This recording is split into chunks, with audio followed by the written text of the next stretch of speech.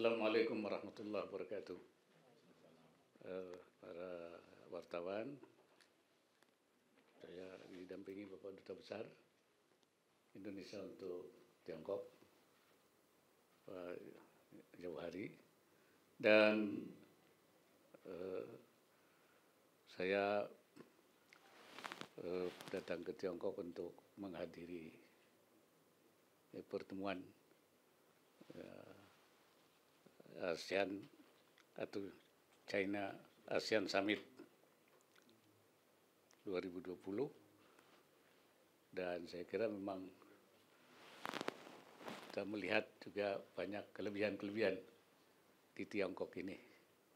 Kalau orang Islam itu memang dari dulu sudah ada perintahnya, ya, utlubul ilmu walau bisin, carilah ilmu walaupun sampai di negara Cina.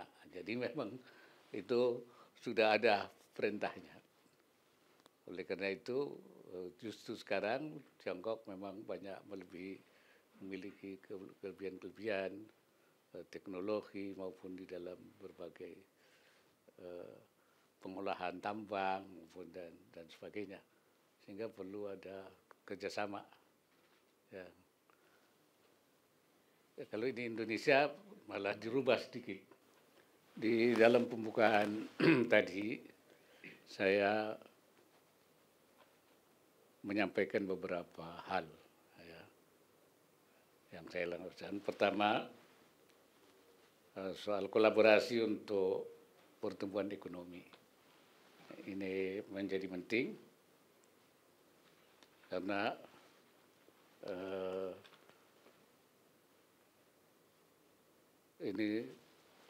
kolaborasi ini memang termasuk antara ASEAN dan mitra strategis komprehensif seperti Tiongkok.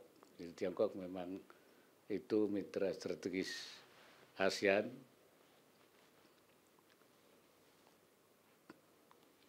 Dan kemudian yang kedua, pentingnya penguatan integrasi ekonomi kawasan. Dan ini merupakan implementasi daripada Regional Comprehensive Economic Partnership. Dan ini harus diperkuat dan diyakini akan memberikan kontribusi besar. Menurut perkiraan bisa mencapai 187 miliar dolar Amerika pada GDP kawasan. Dan ASEAN dan Tiongkok juga terus melakukan peningkatan pada sektor baru, itu seperti ekonomi digital, ekonomi hijau, dan juga akses pasar bagi UMKM. Dan yang ketiga itu pentingnya mendorong interaksi dan networking antara pelaku bisnis ASEAN dan Tiongkok. Dan dalam kaitan ini juga termasuk Indonesia hadir di Expo China ASEAN tahun ini. Dalam pertemuan dengan Perdana Menteri, saya juga menyampaikan beberapa hal yang direspon oleh beliau dengan baik, misalnya tentang pendidikan, yaitu penyiapan beasiswa untuk mahasiswa Indonesia di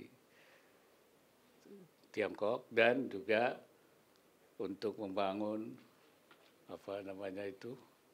akademi vokasi di Indonesia dalam rangka meningkatkan tenaga kerja lokal.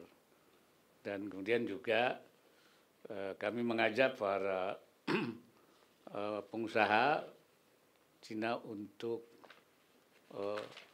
berinvestasi di industri halal di Indonesia, karena Indonesia memang ingin menjadi pusat produsen halal dunia. Kemudian yang kedua, bahwa hasil produksinya itu bisa untuk melayani penduduk Indonesia yang jumlah umat Islamnya cukup besar, 230 juta, dan juga untuk Tiongkok sendiri, dan diekspor ke berbagai negara yang memang penduduk usianya cukup besar di dunia. Barangkali itu sebagai pengantar dari saya. 副总统先生精彩的致辞，感谢您的宝贵时间。我是中国人民日报的记者。2013年，习近平主席提出了要建设更为紧密的中国东盟命运共同体。我的问题是，您认为在过去10年中，中国东盟关系取得了怎样的发展成就？在未来我们应该如何继续推动中国东盟命运共同体的建设？谢谢。Terima kasih atas kesediaan Bapak Wapres untuk menerima wawancara kami. Saya adalah wartawan dari Departemen Internasional Harian Rakyat, Chawlipu. Saya ada satu pertanyaan kepada Bapak, yaitu Presiden Republik Rakyat Tiongkok Xi Jinping mengajukan proposal untuk mempererat hubungan kerjasama RT ASEAN. Berdasarkan pendapat Bapak, selama satu dekade terakhir ini, apa yang telah dicapai oleh kerjasama RT dan ASEAN, dan bagaimana kedua pihak dapat mengimplementasikannya proposal ini di masa depan? Lanjut saja, saudara. 尊敬的副总统先生您好，我是新华社记者，很荣幸有机会采访您。今年是共建“一带一路”倡议提出10周年，您认为中印尼两国携手高质量共建“一带一路”有何重要意义？对于进一步加强“一带一路”合作，您有什么建议？ Bapak Wapres, saya dari wartawan berita Xinhua Cabang Guangxi, dan saya senang sekali bisa mendapat kesempatan untuk mewawancari Bapak. Pertanyaan saya adalah, tahun ini Indonesia dan RT mulai membangun kerjasama antar komunitas bersama, sekaligus memperingati 10 tahun kemitraan komprehensif yang telah terjalin sebelumnya. Bagaimana Bapak melihat kemitraan Indonesia RT dan apa harapan Bapak terhadap kemitraan ini di masa depan? Oke, terakhir. Yang mulia Wakil Presiden Bapak Maruf Amin, saya wartawan dari CGTN Indonesia dan nama saya adalah Xie Xiaoyu. Dan pertanyaan saya adalah, tahun ini adalah genap 10 tahun diprakarsai pembangunan bersama sapukan jalan. Dan menurut Bapak, apa makna pentingnya dari pembangunan bersama sapukan jalan antara kedua negara? Terus di masa depan, bagaimana caranya memperkuat kerjasama antara kedua negara? Terima kasih. Proposal Presiden Xi Jinping untuk mempererat hubungan dan kerjasama ASEAN-Tiongkok sangat apresiatif. Saya apresiasi dengan baik. Karena kedua negara ini memiliki visi yang sama bagi kemajuan pembangunan, sama-sama ingin membangun negaranya dengan baik. Proposal itu juga sejalan dengan apa yang saya bicarakan kemarin dengan Perdana Menteri Li Qiang Sabtu kemarin. Bahkan saya sangat sepakat dengan seperti tadi saya katakan gagasannya untuk dibentuknya Akademi Vokasi Tiongkok ASEAN. Dan saya minta agar Indonesia dijadikan sebagai prioritas untuk melaksanakan gagasan tersebut. Nah, gagasan ini sebenarnya juga merupakan bentuk dari kemitraan strategis komprehensif antara ASEAN dan Tiongkok.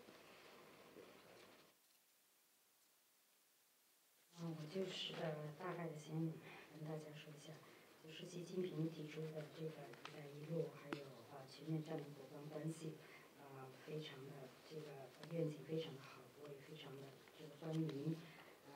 在昨天因为我们东盟还有中国，我们都愿意发展自己的国家，把自己的国家建设得更好，所以我们都有共同的这个愿景。就像我昨天和李强总理一起谈话所达成的这个一致。我们都有共同的这个想法，而且中国和东盟的这个伙伴关系也对我们的这个教育水和各个领域都起到了这个积极的作用。在和李强的会面中呢，李强呢就是愿意发展印尼的这个职业教育。我们也希望能够把印尼的这个职业教育放到优先的这个地位。Ya, harapan saya bagi dari kemitraan ini, kemitraan strategis komprehensif ini ke depan, itu terciptanya kesejahteraan untuk rakyat ASEAN, khususnya Indonesia dan Tiongkok.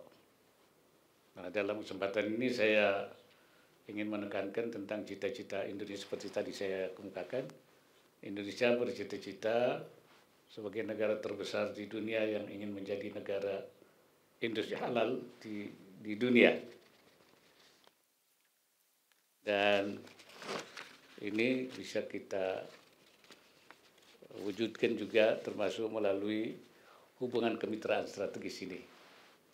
Saya berharap ada kerjasama ekonomi halal yang lebih konkret ke depan, antara lain berupa investasi dari negara Tiongkok ke Indonesia sehingga cita-cita Indonesia ini bisa tercapai. Kemarin di dalam pertemuan di Fuzhou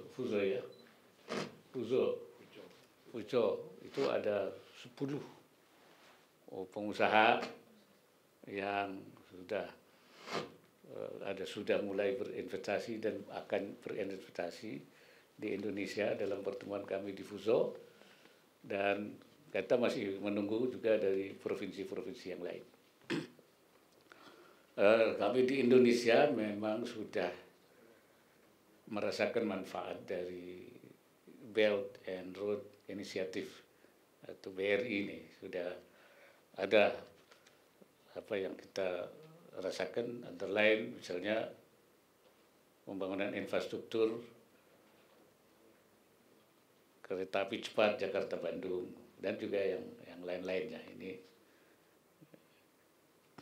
Dan negara ASEAN yang lain juga pasti juga merasakan hal yang sama. Tadi oleh Perdana Menteri banyak pembicara sudah disampaikan bahwa mereka sudah menikmati hasil BRI ini. Begitu pula dengan Tiongkok sebagai penggagas BRI, pasti juga sudah merasakan manfaatnya. Nah, kerjasama strategis di bidang ekonomi dan perdagangan ke depan